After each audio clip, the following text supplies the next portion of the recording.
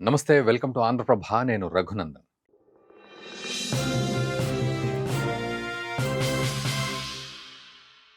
ఒకవైపు బంగ్లాదేశ్ గొడవలు నడుస్తూనే ఉన్నాయి. అక్కడ రకరకాల విషయాలు అప్డేట్స్‌గా మనకొస్తూ ఉంటే, ఇప్పుడు నేపాల్‌లో కొత్త ముసలం పుట్టింది. యెస్, నిజంగానే నేపాల్‌లో కొత్త ముసలం పుట్టింది. భారత్ కూడా అలర్ట్ అయ్యింది. ఏమిటా ముసలం? డీప్ స్టేట్‌కి సంబంధించిన కదలిక, ఒక అడుగు కూడా ముందుకు పడిందనే చెప్పాలి.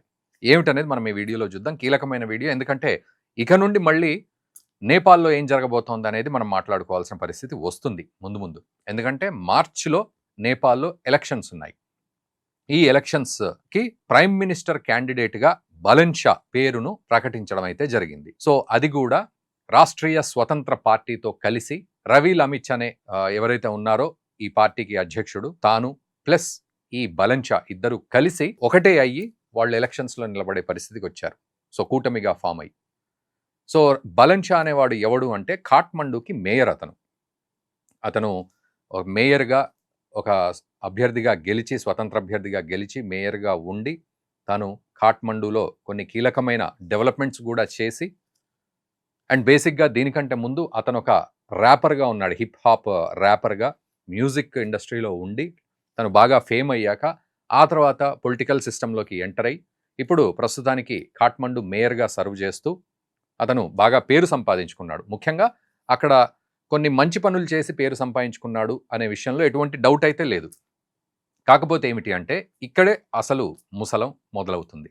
ఎందుకంటే సెప్టెంబర్‌లో మీ అందరికీ గుర్తుంటుంది, నేపాల్ పీఎం ఓలీ శర్మ మొత్తానికి అతన్ని గద్దె దించేసి ఏదో రకంగా జెన్‌జీ ప్రొటెస్టింగ్ మీకు గుర్తుండే ఉంటుంది. జెన్‌జీ వీళ్ళంతా కూడా ఏకమై అక్కడ బాగా డబ్బున్న పొలిటీషియన్స్ పిల్లలంతా కూడా స్విట్జర్లాండ్‌లకు వెళ్తున్నారు, ఫ్యాషన్ షోలకు వెళ్తూ ఉన్నారు, వాళ్ళు సెల్ఫీలు పెడుతూ ఉన్నారు, వీళ్ళంతా కరప్షన్‌లో ఉన్నారు, మమ్మల్ని మాత్రం భ్రష్టు పట్టిస్తున్నారు అంటూ జెన్‌జీ రంగంలోకి దిగి మొత్తానికి నేపాల్ మొత్తం మారణహోమం సృష్టిస్తుంటే, అంటే వాళ్ళు నిజానికి యాక్చువల్లీ వాళ్ళు ప్రొటెస్ట్ చేస్తూ ఉంటే ఈలోపు కొన్ని అరాచక శక్తులు అందులోకి దూరి సో వాళ్ళు పార్లమెంట్ బిల్డింగ్‌కి నిప్పులు పెట్టడం, తర్వాత మనుషులకు మంటలు పెట్టడం, తర్వాత మాజీ ప్రధాని ఇంటికి పోయి అతన్ని కాల్చి చంపడం, ఇట్లాంటివన్నీ కూడా చేసిన సందర్భం సెప్టెంబర్‌లో జరిగింది.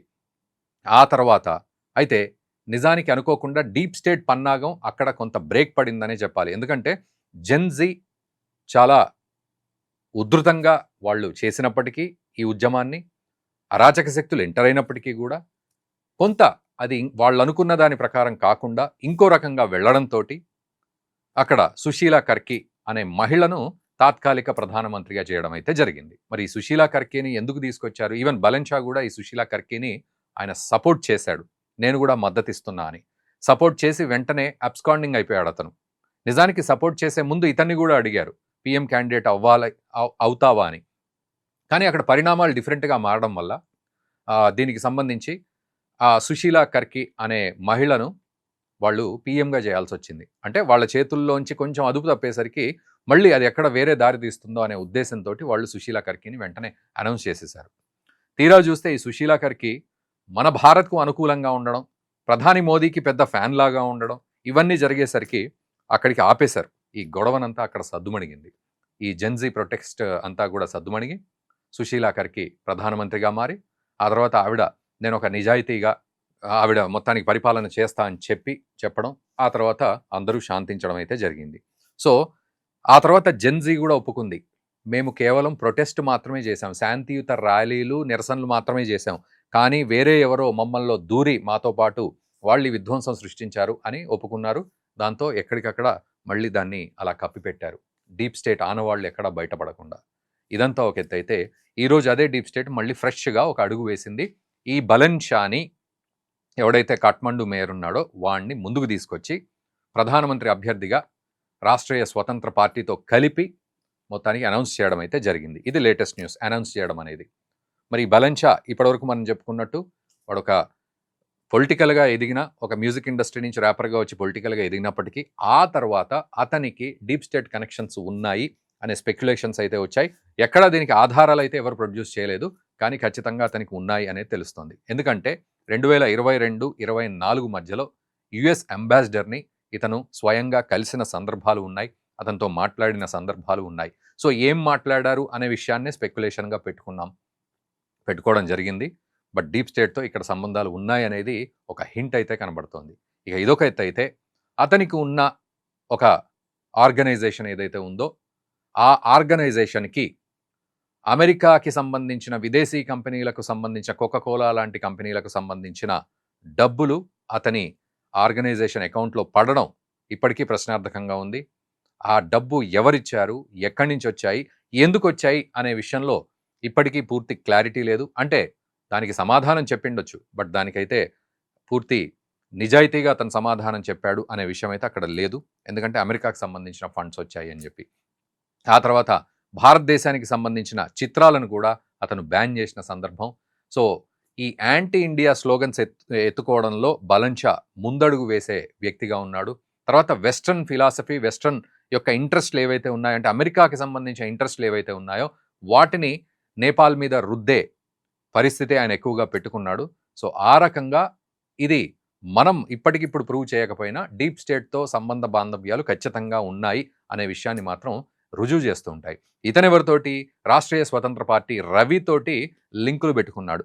సేమ్ ఇదే రవి లమిచ్చనే అనే వ్యక్తి కూడా ఇలాంటి ఆరోపణలతోటే అతను కూడా ఉన్నాడు. సో డీప్ స్టేట్ లింకులు ఉన్నాయి అనే ఆరోపణలతోటి. సో ఈ కాలక్రమంలో ఒక్కొక్కటిగా బయటకు వచ్చే అవకాశాలు ఉంటాయి. కాకపోతే ప్రస్తుతానికి మాత్రం అవన్నీ కూడా స్లీపింగ్ మోడ్లో ఉంటాయి, మనకి ఎక్కడ బయటికి రావు. కానీ వీళ్ళంతా కూడా డీప్ స్టేట్కి రిలేటెడ్గా ఉన్న వాళ్ళే. అండ్ ముఖ్యంగా సెప్టెంబర్లో జరిగిన ఈ మారణహోమం ఏదైతే ఉందో నేపాల్లో, దానికి కావాల్సిన ఆయుధాలను కూడా పాకిస్తాన్ నుంచి తెచ్చుకున్నట్టుగా ఆనవాళ్లు దొరికాయి. అక్కడ వాళ్ళు యూజ్ చేసిన రైఫిల్ కావచ్చు, గన్స్ కావచ్చు, కొన్నింటిని పాకిస్తాన్ నుంచి తెప్పించినట్లుగా కూడా, అండ్ పాకిస్తాన్ కూడా దీనికి సహాయం చేసినట్లుగా, అండ్ ముఖ్యంగా నేపాల్లో ఈ అన్రెస్ట్ క్రియేట్ చేయడానికి దాదాపు 700 కోట్ల రూపాయల వరకు కూడా ఖర్చు చేసినట్లుగా తెలుస్తోంది. అంటే ఆయుధాల కోసం కావచ్చు, లేకపోతే వీళ్ళందరి కోసం కావచ్చు. అండ్ ముఖ్యంగా సోషల్ మీడియాను ఆపేసిన ఓలీ శర్మ ఆ తర్వాత ఈ గొడవ మొదలైంది. సోషల్ మీడియా ప్లాట్ఫామ్ అంతా ఆపేసేసరికి జెన్జీ వాళ్ళంతా బయటకు వచ్చి సోషల్ మీడియాను ఎట్లా ఆపేస్తావు అని చెప్పి గొడవ చేసేస్తుంటే అక్కడి నుంచి మెల్లిగా సో ఈ రకంగా జరిగింది. సో ఈ బలన్ షా అనే వ్యక్తి ఈరోజు ఆర్ఎస్పీతో కలిసి ముందుకొచ్చాడు. పీఎం అభ్యర్థిగా మార్చిలో ఎలక్షన్స్ అవ్వబోతున్నాయి. ఒకవేళ ఇతను పీఎంగా గెలిచినట్లయితే, అంటే అభ్యర్థిగా ఉండి మొత్తానికి గెలిచి పీఎం అయినట్లయితే మాత్రం ఇతను భారత్కు యాంటీగా పనిచేసే అవకాశాలే ఎక్కువగా ఉన్నాయి. ఎందుకంటే బంగ్లాదేశ్ యొక్క సావరిటీని మేము కాపాడుతాం, సెక్యులరిజం లాంటి పద్ధతుల్లో మేము వెళ్తాము ప్రజాస్వామ్యబద్ధంగా, తర్వాత బంగ్లాదేశ్ యొక్క ఇంట్రెస్ట్లను మేము కాపాడుకుంటూ ముందుకెళ్తాం. ముఖ్యంగా జెన్జీ ఎవరైతే కొట్లాడారో సెప్టెంబర్లో, వాళ్ళ యొక్క పోరాటం, ఆరాటం ఇవన్నీ దృష్టిలో పెట్టుకొని వాళ్ళ కోరికలను తీర్చే విధంగా మేము ముందుకు వెళ్తాం అని చెప్తున్నప్పటికీ కూడా భారత్కి యాంటీగా వెళ్ళే అవకాశాలే ఎక్కువగా ఉన్నాయి. అయితే ఇక్కడ మనం డీప్ స్టేట్ గురించి కూడా ఒక మాట మాట్లాడుకుంటూ దీన్ని కంక్లూడ్ చేద్దాం. అండ్ మీరు కూడా కామెంట్ చేయండి ఈ విషయంలో, డీప్ స్టేట్ విషయంలో. ఎందుకంటే ఈ డీప్ స్టేట్ ఉద్దేశం ఏంటంటే ఈ రెజిమ్ చేంజ్లు అనేవి ఒక కీలకమైన టాస్క్లు అనమాట డీప్ స్టేట్ వాళ్ళకి. సో ఆ డీప్ స్టేట్లో ఎవరుంటారు, జార్జ్ సోరోస్ ఉంటాడా, అతని టీం ఉంటుందా అనే విషయం పక్కన పెడితే, మొత్తానికి ఎక్కడ రెజిమ్ చేంజ్ అవ్వాలన్నా కూడా డీప్ స్టేట్ ప్రభావం ఖచ్చితంగా ఉంటుంది. అండ్ డీప్ స్టేట్ ఉంది అంటే రెజిమ్ చేంజ్కి అవకాశాలు ఉంటాయి. అమెరికాకు అనుకూలంగా ఉండే ప్రధానమంత్రుల్ని పెట్టి ఆ దేశాన్ని అమెరికాకు అనుగుణంగా తైతక్కలాడించే డీప్ స్టేట్ ఇది. ముఖ్యంగా మనం ఇదివరకు మయన్మార్ విషయంలో కానీ, శ్రీలంక విషయంలో కానీ, ఇప్పుడు బంగ్లాదేశ్ విషయంలో మొహమ్మద్ యూనుస్ ఎట్లయితే ఉన్నాడో స్పష్టంగా మనకు తెలుస్తోందో ఒక డమ్మీ. నేపాల్లో కూడా ఓలీ శర్మ, అఫ్కోర్స్ అతని మీద కరప్షన్ ఛార్జెస్ ఉన్నప్పటికీ అతన్ని వెళ్ళగొట్టేసి మొత్తానికి సుశీలా కర్కీని తాత్కాలికంగా పెట్టిన రాబోయే రోజుల్లో ఒక అద్భుతమైన స్టెప్ డీప్ స్టేట్ వేస్తుంది, బలన్ షా లాంటి వాళ్లను నిలబెట్టి. సో రష్యాకి ఉక్రెయిన్కి సంబంధించిన విషయంలో కూడా వ్లాదిమిర్ జెలెన్స్కీని కూడా ఈ డీప్ స్టేటే ప్రపోజ్ చేసింది. సో ఆ రకంగా రష్యాకు అనుకూలంగా ఉన్న వ్యక్తిని ఉక్రెయిన్లో దించేసి ప్రెసిడెంట్గా జెలెన్స్కీని పెట్టడం జరిగింది. సో ఎక్కడ రెజిమ్ చేంజ్ ఆపరేషన్ జరిగినా దాని పరిస్థితులు కూడా, ఆ యొక్క బ్లూ ప్రింట్ కూడా సేమ్ ఉంటుంది. చూడండి, బంగ్లాదేశ్లో అట్లాంటి పరిస్థితులే ఉన్నాయి. సో జెన్జీ అంటారు, లేకపోతే యూత్ రంగంలోకి దిగుతుంది, స్వచ్ఛందంగా పోరాటం చేస్తుంది, మాకు బలమైన బంగ్లాదేశ్ కావాలి అని చెప్పి, బలమైన నేపాల్ కావాలని చెప్పి. ఆ తర్వాత అందులో అరాచక శక్తులు ఎంటర్ అవుతాయి. అరాచక శక్తులు ఎంటర్ అయ్యి మొత్తానికి పెంట పెంట చేసి పడేసి ఆ తర్వాత ఆఖరికి ప్రభుత్వాన్నే పడగొట్టే ప్రయత్నాలు జరిగి ఆ తర్వాత ప్రభుత్వాన్ని ముఖ్యంగా ప్రధానిని షేక్ హసీనా పారిపోయింది, అటు ఓలీ శర్మ కూడా పారిపోయాడు. సో ఈ రకంగా చేసి సేమ్ స్క్రిప్ట్ అలాగే ఉంటుంది. సో అదే వాళ్ళు వర్కౌట్ చేస్తారు. ఈవెన్ మన భారత్లో కూడా అట్లాంటివి చాలా వర్కౌట్ అయ్యాయి అనే విషయం ఢిల్లీ పోలీసులు కూడా మొన్న బయటపెట్టారు. సో ఢిల్లీ రియాట్స్ జరిగినప్పుడు కూడా ఇలాంటిదే జరిగిందని, ఈ రైతుల దీక్ష అనే పేరు చెప్పి ఎంతోమంది రైతులు వస్తే అనవసరంగా దాంట్లో అరాచక శక్తులు ఎంటర్ అయి నిజంగానే రెజిమ్ చేంజ్ చేసే ప్రయత్నం చేయడం, ఆ తర్వాత ప్రధానికి ఇంటెలిజెన్స్ నుంచి ఇవన్నీ కూడా తెలియడం, వెంటనే ప్రధాని మోదీ క్షమాపణలు చెప్పి అక్కడికి ఆ టాపిక్ని క్లోజ్ చేయడం జరిగింది. అది మనం గుర్తుపెట్టుకోవాలి. లేకపోయి ఉంటే ఇది ఇంకో దారుణానికి దారితీసేది భారత్లో. సో ఢిల్లీ పోలీసులు స్వయంగా ఒప్పుకున్నారు, ఇందులో ఆనవాళ్లు ఉన్నాయి, అరాచక శక్తులవి, బయట నుంచి వచ్చిన శక్తుల ఆనవాళ్లు ఉన్నాయనేది ఢిల్లీ పోలీసులే చెప్పారు. సో ఇది డీప్ స్టేట్ వాళ్ళు చేస్తున్న పని. అందులో భాగంగా ఈరోజు నేపాల్లో బలన్ షా పిఎం అభ్యర్థిగా రాష్ట్రీయ స్వతంత్ర పార్టీతో పాటు కలిసి పోటీ చేయడం అనేది ఒక కీలకమైన విషయం. రాబోయే రోజుల్లో ఇది భారత్కు వ్యతిరేకంగా మారే అవకాశాలు లేకపోలేదు. మరి ఈ విషయంలో మీరేమంటారు? దీనికి పరిష్కారం ఏంటి? ఈరోజు బంగ్లాదేశ్లో ఈ రకంగా జరుగుతుంది, రేపు నేపాల్లో కూడా మళ్ళీ మొదలవబోతుంది. బంగ్లాదేశ్లో ఫిబ్రవరి 12 ఎలక్షన్స్ అవుతాయి, తర్వాత నెక్స్ట్ వచ్చేది ఇంకా నేపాల్ ఎలక్షన్స్. సో ఏమిటి ఈ పరిస్థితులు? భారత్ చుట్టూ ఇలా జరగడం మనకు ఎలాంటి తలనొప్పిగా మారింది? ఈ డీప్ స్టేట్ని ఏం చేయాలి అసలు? ఎలాంటి పరిష్కారం ఉండాలి ఇట్లాంటి సమస్యలకు అనేది మీరు చక్కగా కామెంట్ చేయండి. అండ్ దయచేసి ఈ వీడియోని మన మిత్రులకు తప్పకుండా షేర్ చేయండి. వారికి కూడా నేపాల్ విషయంలో మళ్ళీ ఒక అవగాహన కోసం ఈ వీడియో ఉపయోగపడుతుంది. Thank you very much.